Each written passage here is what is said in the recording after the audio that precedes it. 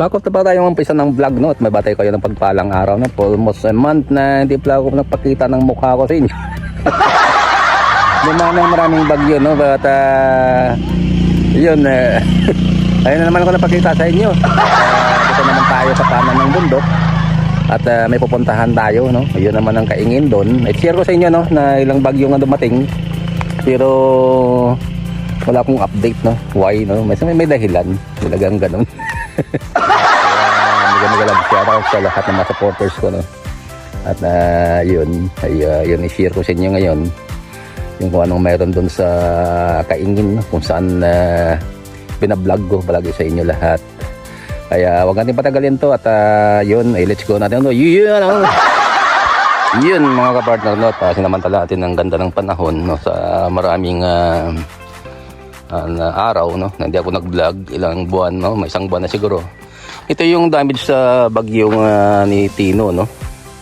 At parang umbrella, oh. Pero nag-update, pero ngayon ay ipakita ko sa inyo kahit na ang iba naputol na, pero yung pa rin ang hinagupit doon ang ating bagyong Tino. Mga gulay natin sa ibabaw ng bundok wala na, oh. At ano siya, no? Karoon siya ng problema. Yun, no? Yun, may damage talaga siya. Pero ibang gulay naman, no? At walang epekto. Pero dalhin ko pa rin kayo doon sa pinaka ng bundok, no? Pinaka ibabaw kung anong mayroon doon. Ingat-ingat lang tayo kay hindi ako nagbuta, no? Ang lang ang basic lang na share ko sa inyo kung ano pang natira doon sa bundok natin, no? Sa ibabaw ng bundok pala, no? Yun, yung mga talong natin na paralyzed talaga, no? Yun, yung talong natin sa okra, walang kawala kay bagyong Tino, kay bagyong Juan. Yun, kat na malayo kami sa Tondo, pero ay apektado pa rin ng bagyo, no? Kaya yun ang i-update ko sa inyo. Meron pa rin siya bunga, kaya ang problema lang hindi ganun kataba yung mga bunga niya, kalusog, no? Yun siya, no? Yung mga talong natin mayroon pa rin. Yun siya, minsan natin pinapuntahan. Alam nyo naman, no? Kapag ganito yung panahon ay hindi tayo pala ay punta sa bundok, no? Sobrang dulas. At ngayon binigyan tayo ng magandang panahon para i-share ko sa inyo to, no? Nandyan pa rin sila, kaya lang problema, no? Hindi na siya kataba, no? Kalusog, pinapakita ko sa inyo, no? Kita mo yung kamatis, oh. Sama pa yung paa ko.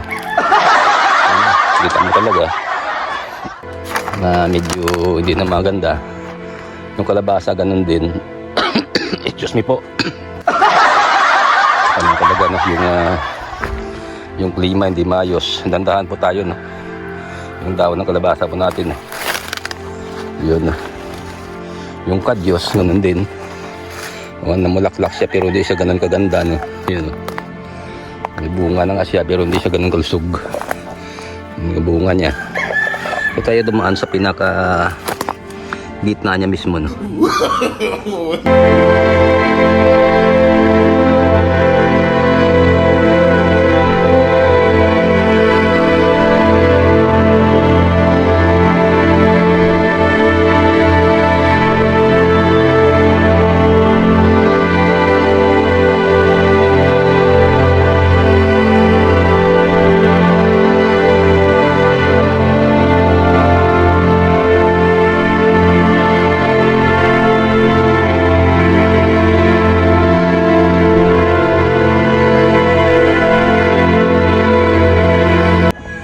Yung tayong galing sa likod, oh. Hindi niya alam na mga partner sa gitna tayo dumaan ng kadyos, no? Pero kaya ko naman na mag-penetrate sa loob na sa pinagitnaan niya. Hindi naman ako gasanong kalaki pagkatangkaran. Pero nakalusot pa rin ako mga partner, no? At mga sa makatuwid nga, no? Yung mga bulaklak ng kadyos ay nalaglag na. Sobrang laki ko.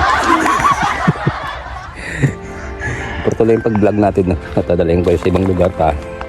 Ang dapat to mga partner, no? Yung lugar kung saan nandito tayo, no? At nakakaroon ng extension nga for the last vlog yung kaingin. Ang dami ng mga tanim dito. Pinagat pa ako ng pulang langgam. Ang kapul. Kataas na mga partner no. Kita natin yung mga kadyos no.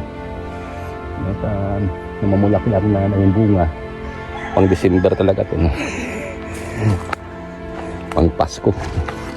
Sabi nga na tinanim ito para sa pagganda sa tawag dyan sa TBL, kadyos baboy lang ka.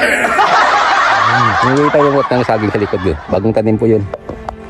May mga tao tayo dito na nilagay para mag-asikaso na. At yun, nakita natin yung pinakaganda ng bundok dito sa amin. At makita natin ang sitwasyon. Talagang at ang epekto talaga ng bagyong Tino na yan, yung nakadamage sa amin.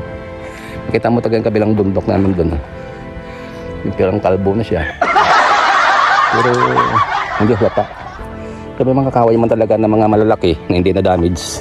Pero ang pinakamatindi doon, share ko sa inyo mga partner, may mga kakaway nga yung ugat nga hindi masyadong nakatanim sa ilalim. Yung natawag ng Gimelina.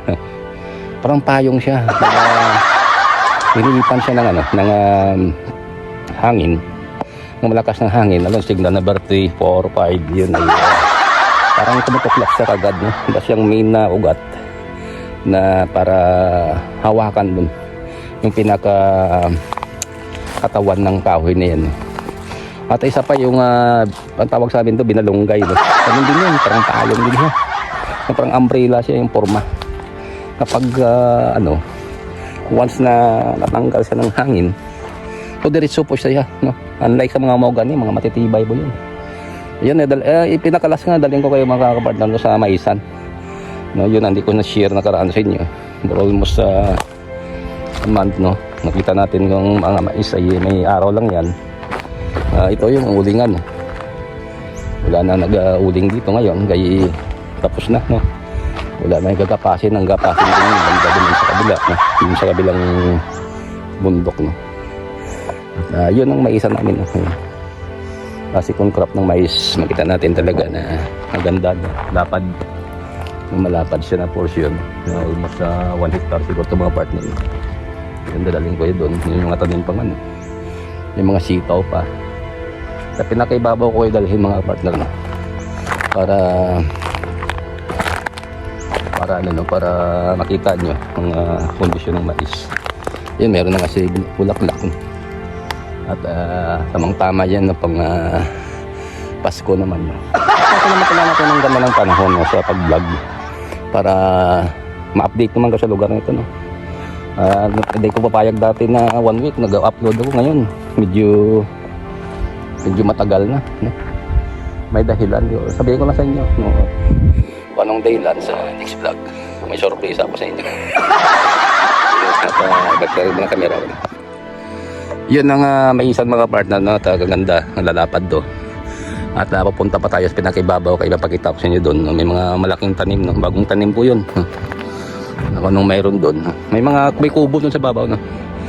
At pinayagan ko lang isang tao namin na gumawa ng bahay doon, o kubong bahay, para mabantayan nga tanim.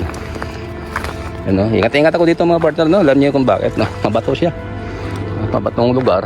Nanglangan talaga na mayroon talaga tayo na protection, no? Hindi ako nagdala ng butap, kinilas lang. Ang lapad ng maisan, namulaklak na nga, oh. Yun ang kagandahan to sa Promde. Nakita mo talaga yung pagbabago ng lugar habang ginagapasan na ginagawang uling. Makita mo talaga mga partner yung kakaibahan, no? Yung pinagandaan yun, eh. May mga man doon, no? Sitaw, no? Sitaw o pinagapangan ng lugar, no? Para magkaroon siya naman ng maraming tanim. Ang lapad na ng lugar ng mga partner para pagtaniman. Mabait naman yung mga tao namin. Dikit natin ng konti para makita nyo yung taniman ng mga sitaw, no? Yun siya, no? Dito na tayo mag-outro mga partner, no? Sa pinakaibabaw ng bundok. Yan, maraming salamat ulit, no, sa pag-update nung sinamahan niyo ako. kung anong mayroon sa lugar namin after ng mga bagyo, no? Bagyong Tino, Bagyong Juan, no? Makita mo partner na kasi baba tayo ng bundok. Wow, yung daanan dito sa road namin, no? Barangay Road. Kaya yun ang masabi ko sa inyo, no? Salamat sa suporta nyo, lalo sa mga short video ko. Thank you. Everyday nakita ko talaga yung paglago ng short video ko, mga partner, no? Salamat sa inyo suporta. Salamat sa tumatangkilik ng aking munting YouTube channel. Malaking utang na loob ko sa inyo, no? May mga audience ko lahat yan kayo. Mahal ko kayo, no? Kaya nakaka-excite, no? Every upload ko ng mga short video talagang for digit kagad, no? At salamat sa inyo lahat. Bigay love shoutout all my subscriber, all my likers, na. Thank you sa lahat sa inyo, makakapamilya ko, kapuso, kapatid, no. Thank you sa inyo lahat. At yun lang masabi ko sa inyo, no. Always pray, mag-ingat kayo palagi, no. Hindi na magandang panahon ngayon. God bless you all and I love you. See you for the next vlog. Yeah.